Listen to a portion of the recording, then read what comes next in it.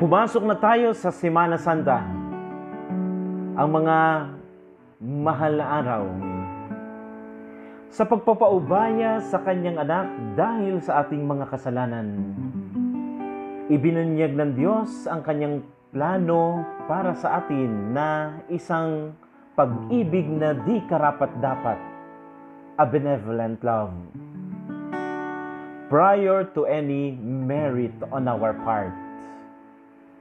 Sabi sa unang sulat ni San Juan, ito ang pag-ibig, hindi sa inibig natin ng Diyos, kundi tayo ang inibig niya. At isinugo ang kanyang anak upang maging handog para sa ikapagpapatawad ng ating mga kasalanan. Tayo'y umiibig sapagkat ang Diyos ang unang umibig sa atin. At sabi ni San Pablo sa kanyang sulat sa mga taga-Roma,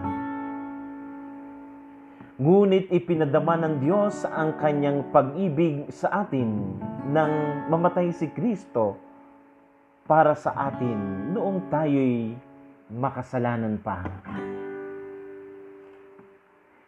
May isang seminarista na sinusuri ang kanyang sarili sa final stage ng seminary formation at nakita niya na di siya karapat-dapat sa pagpapari dahil sa kanyang kahinaan, mga kasalanan at uri ng pamumuhay. Nagdududa, natatakot at nangangamba siya. Sa bandang huli, na-realize ang katotohanan at siya'y nagpari. Sa kanyang pag-iisip-isip, pagninilay at pagdarasal, ito ang lyrics at himig ng kanta na kanyang nabuo.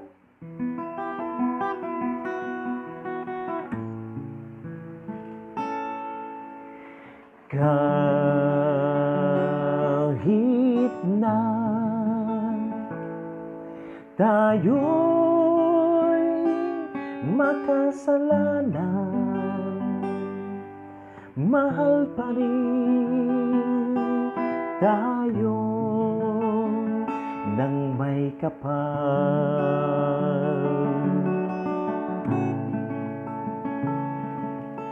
Kahit pa tayo'y salawang,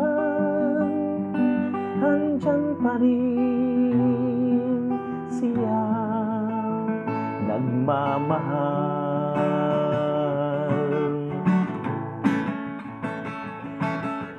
Kahit na tayo'y makasalanan, mahal pa rin tayo ng may kapal.